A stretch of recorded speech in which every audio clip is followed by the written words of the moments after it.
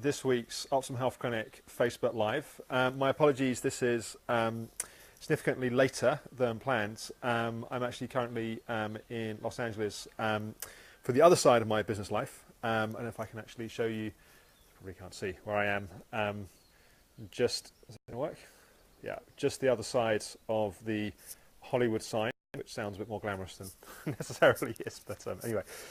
So this is going to be very short, but I primarily wanted to announce that we are going to be releasing a week on Friday, so May the 18th, which is ME Awareness Day. We're going to be releasing a brand new documentary from the Optimum Health Clinic, which is similar in format to the Freedom from ME film that we made 11 years ago now, which is a long time. And the reason why we wanted to make something new is partly that it's just nice to see new stories that I think people have found that film very inspiring. And so it just felt like an opportunity to bring 3 new stories in that format seemed exciting. But also a lot of the work that we do at the Optimum Health Clinic has evolved since then. A lot of our understanding of ME chronic fatigue, a lot of the ways that we approach it. And in an hour-long documentary, it's obviously difficult to tell the complexity, but to have some sound bites and to have something that, for people that are new to Optimum Health Clinic, is a good representation of some of the core principles of what we do and the way that we work. So the idea is to release that for ME Awareness Day, and we will hopefully have some kind of short trailer available early next week. And yeah, if you watch our Facebook page and you are on our newsletter, then that'll all be good ways to find out about what's happening. And obviously a great thing if you want to share that with people to get the word out there. But as I was thinking about just making announcements around the film, it seemed a little bit unfair to simply just say, film's coming out and not offer anything beyond that. So I was thinking, how does that help me provide some kind of reflection to just as an idea to support you guys on your recovery journey? And what it made me realize is putting together a project like a film, and indeed on the other side of the film, we're also going to be, we're relaunching Secrets to Recovery, with new content, new design, and a whole bunch of stuff on that. And obviously there'll be some announcements around that. But it made me realize of putting these things together, it takes a team. It's not one person. It's not just me, for example, that's doing things like that. With a film, there's the director of photography, the person that's doing the camera work. There's the editor. There are people providing comment, providing feedback. Things like Secrets to Recovery, there's people that are doing filming, people building a website, doing design, project managing, pulling things together. And to get anything done in life, which is significant, it takes a team of people and it takes collaboration. Someone has to lead that team, but also people have to play their role within that team. And when I reflect back on my recovery journey, one of the things that often felt the most difficult was it felt like I was doing it on my own. In fact, one of the I think most powerful lines in the film is where one of the people says they really felt that the NHS had abandoned them. They felt like they were on their own and there was no support. And I think people often feel like that. And of course, there are people out there who can support us. There are organizations like Optimum Health Clinic and the practitioner team available as part of that.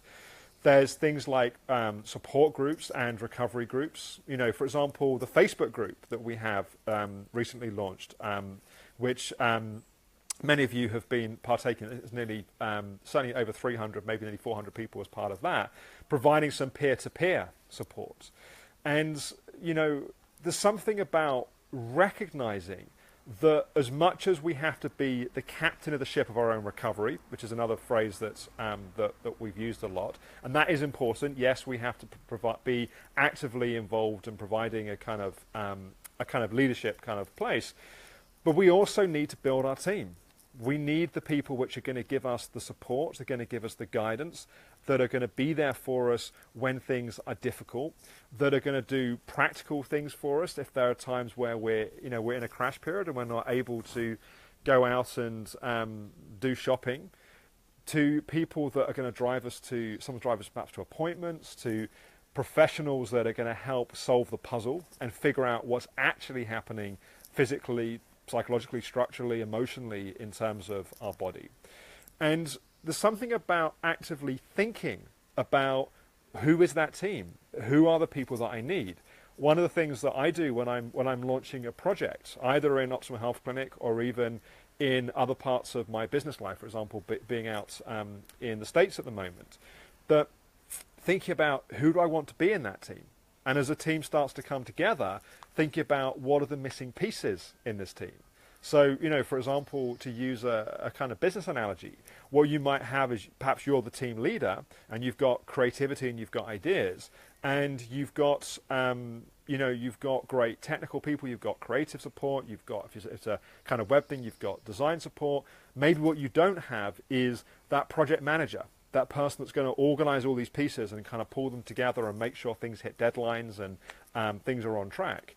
Or maybe, maybe you're opening a restaurant and you've got your chef and you've got your waiting staff and you've got your front of house staff. But what you haven't got is you haven't got someone that's going to, do the cleaning, for example. Like you finish a busy day in the restaurant and make sure that it's completely spotless and ready for customers the next day. So it might be on your recovery path that perhaps you've got the professional support and you've got people helping you solve the puzzle and providing what you need on that side. But what you don't have enough of is emotional support. And so if you can identify that that's an area that you need help, you can actively start recruiting for that position. And it might not be as simple as putting a job advert out there and doing interviews and hiring someone.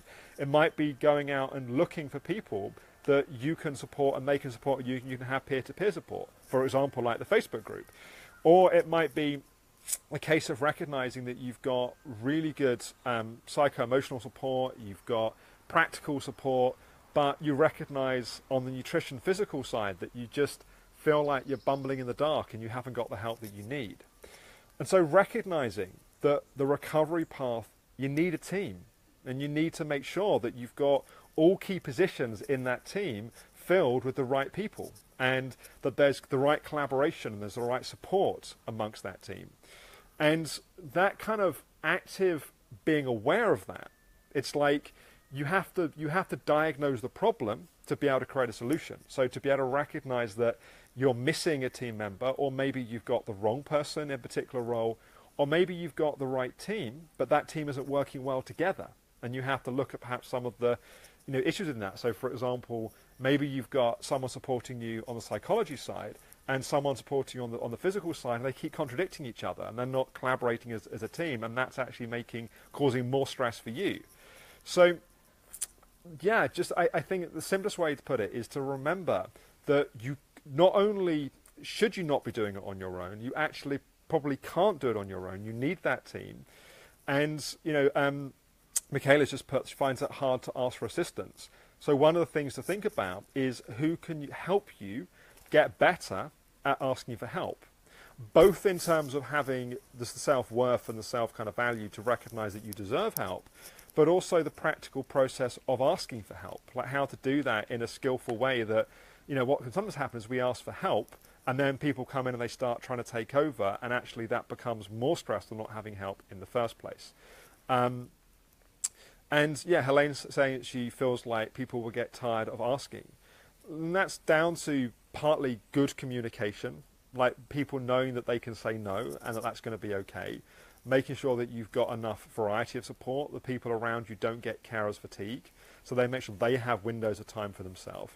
And I always feel with these kind of things, proper collaboration and conversation is crucial, because if you can talk about these things as a team, then you can manage these issues better when they arise. The same thing in a business situation, that being able to talk about issues and not trying to bury them and everyone kind of be polite and pretend there's not a problem, that's always a very dangerous track to be on, because if you pretend a problem's not there, it doesn't mean it goes away.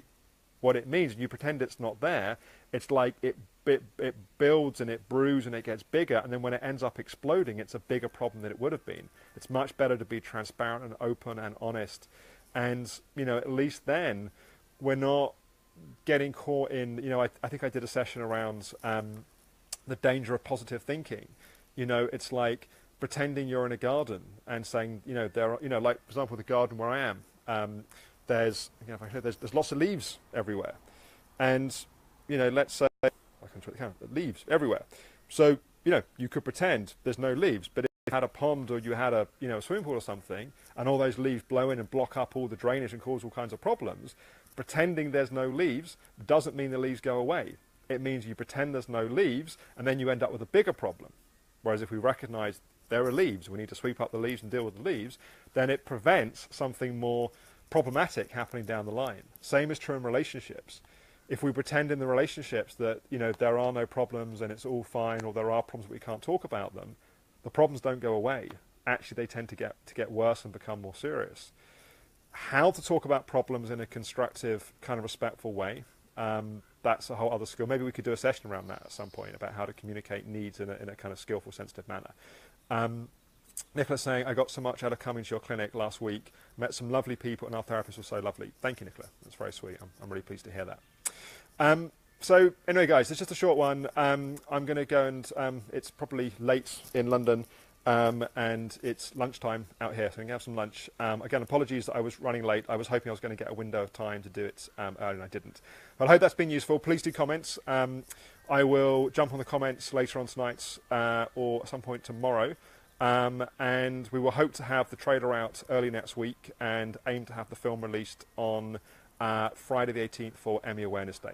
So thank you, everyone, and I hope that's been useful. Bye-bye for now.